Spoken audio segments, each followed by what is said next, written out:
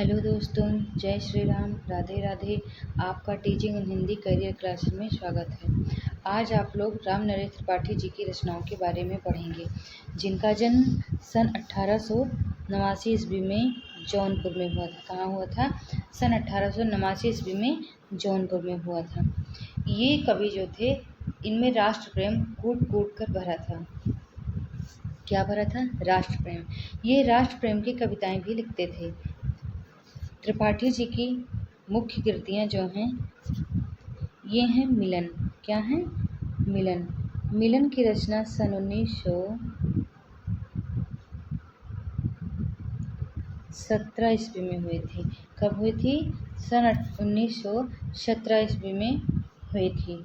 दूसरा इनका है पथिक। पथिक की रचना सन 1920 ईस्वी में हुई थी। मानसी 1927 ईस्वी। इसके बाद है स्वप्न। स्वप्न की रचना 1929 ईस्वी। कब हुई थी?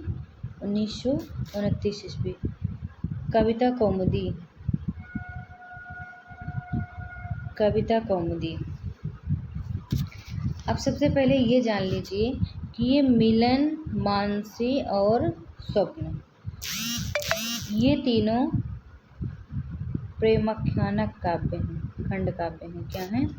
प्रेमाख्यानक। प्रेमाख्यानक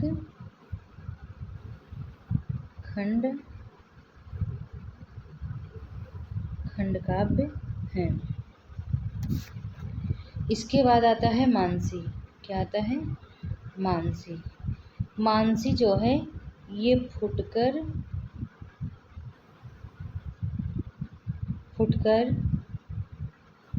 कविताओं का संग्रह है। क्या है? फुटकर कविताओं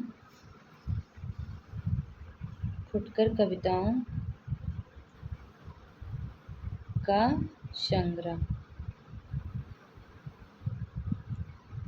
संग्रह है।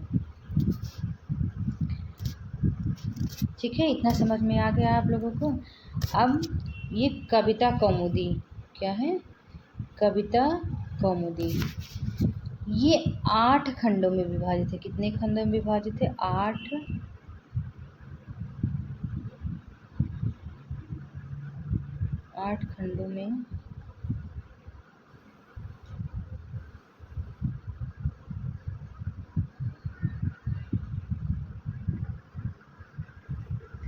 खंडों में विभाजित है, जिसमें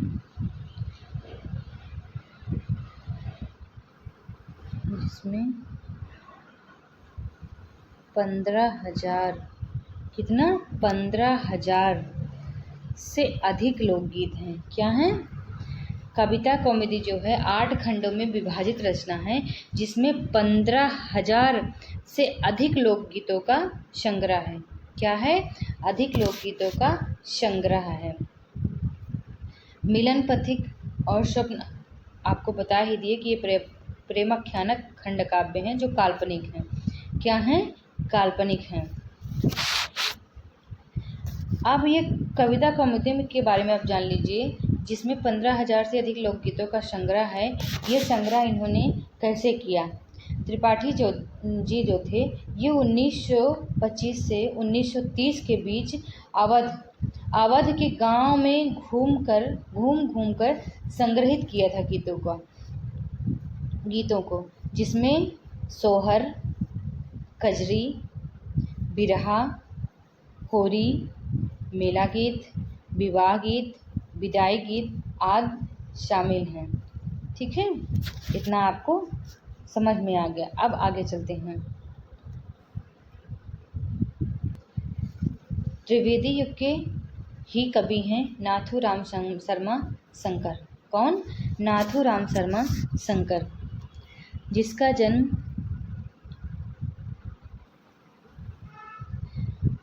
1862 ईस्वी में अलीगढ़ में हुआ था। कहाँ हुआ था? अलीगढ़ में हुआ था। और इनकी मृत्यु जो है 1932 ईस्वी में हुई थी। कब हुई थी? 1932 ईस्वी में हुई थी। इनकी रचनाएं जो हैं, 4 रचनाएं मुख्य हैं: अनुराग राग, शंकर सर्वस्व, गर्भरंडा रहस्य, शंकर सरोज। इतना पॉइंट आपको आ गया, ठीक है। अब इसमें जो है गर्भरंडा रहस्य, क्या है? गर्भरंडा रहस्य ये एक प्रबंध काव्य है। क्या है? एक प्रबंध काव्य है, एक प्रबंध काव्य है, जिसमें विधवाओं की बुरी स्थिति, जो पति के मरने के बाद जो औरतें विधवा हो जाती, उसकी उनकी बुरी स्थितियों के बारे में। जैसे गांव में क्या होता है कि पहले के लोग जो थे वो तो सती कर देते थे।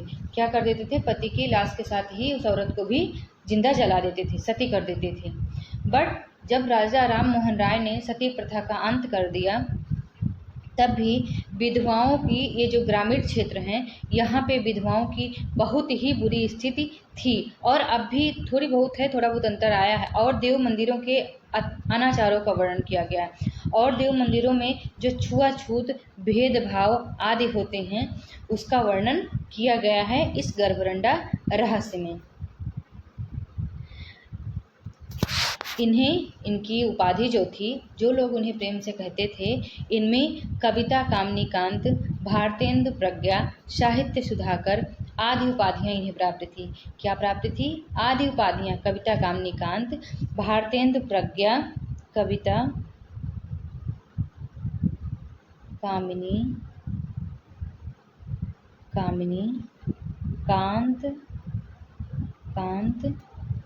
भारतेंदु प्रज्ञा,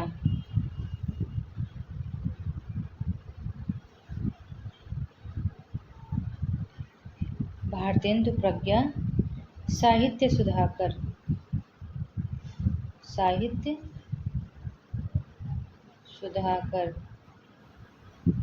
आदि उपाधियां इनको प्राप्त थी, ठीक है। और एक बात, ये इन्होंने आयुर्वेद का अध्ययन किया था। क्या किया था? आयुर्वेद का अध्ययन, जिससे इन्हें पीयूष पाड़ी के नाम से भी जाना जाता था। किस नाम से जाना जाता था? पीयूष पाड़ी नाम से जाना जाता था। ये थे नाथूराम शंकर जी। अब आगे त्रिवेदी जी के ही समय के गया प्रसाद शुक्ल सनेही जी। कौन है? गया प्रसाद शुक्ल सनेही जी, जिनका जन्म 1883 ईस्वी में कहाँ हुआ था? उन्नाव में हुआ था। कहाँ हुआ था? उन्नाव में। और मृत्यु जो थी ये 1972 ईस्वी में कानपुर में हुई थी। कहाँ हुई थी? कानपुर में, ठीक है।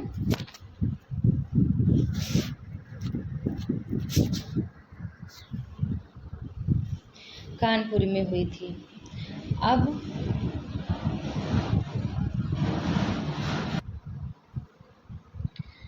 भी आपने जन्म, इनका डेट ऑफ बर्थ और डेट ऑफ डेथ की जाने। अब इनकी रचनाओं के बारे में पढ़िए। पहली रचना है इनका कृषक क्रंदन। क्या है? कृषक क्रंदन। इसकी रचना सन 1916 ईस्वी में हुई थी। दूसरी है प्रेम पचीसी। प्रेम पचीसी की रचना सन 1905 ईस्वी के आसपास हुई थी। 1905 ईस्वी के आसपास हुई थी। इसके बाद आता है राष्ट्रीय वीणा। क्या आता है? राष्ट्रीय वीणा, जो 1922 ईस्वी में संपादित किया गया था। क्या किया गया था? संपादित किया गया था, ठीक है। त्रिशूल तरंग। त्रिशूल तरंग सन 1919 ईस्वी। कब?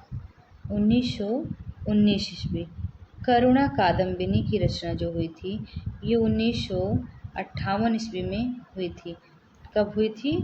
1958 ईस्वी में हुई थी। इनकी कविताएं, जैसे कि इनकी उपाधि एक शुक्ल की थी और एक ये त्रिशूल नाम से भी कविताएं लिखते थे। तो ये जो श्रृंगारिक कविताएं हैं, कौन कविताएं? श्रृंगारिक।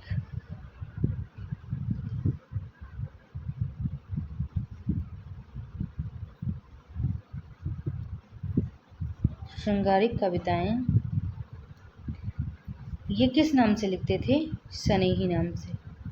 किस नाम से? स्नेही नाम से ये श्रृंगारिक कविताएं लिखते थे। ठीक है। और जो राष्ट्रीय प्रेम की कविताएं थी, राष्ट्रीय प्रेम की जो कविताएं थी वो ये त्रिशूल नाम से लिखते थे। किस नाम से लिखते थे? त्रिशूल नाम से लिखते थे। श्रृंगारिक कविताएं स्नेही नाम से और त्रिशूल जो है वो राष्ट्रीय कविताओं के लिए अपना उपनाम रखते थे। ये जो हैं खड़ी बोली में कवित्व और सवैये छंदों का प्रयोग करते थे। क्या करते थे? कवित्व और सवैया छंदों का प्रयोग करते थे। अब भारत धर्म मंडल काशी ने इन्हें साहित्य सितारेंदु की उपाधि प्रदान की थी। ठीक है। साहित्य वारिधि की उपाधि भी इन्हें प्राप्त थी। भारतीय हिंदी साहित्य सम्मेलन प्रयाग ने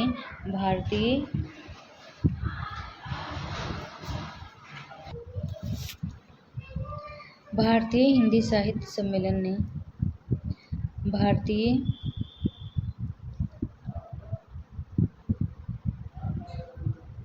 हिंदी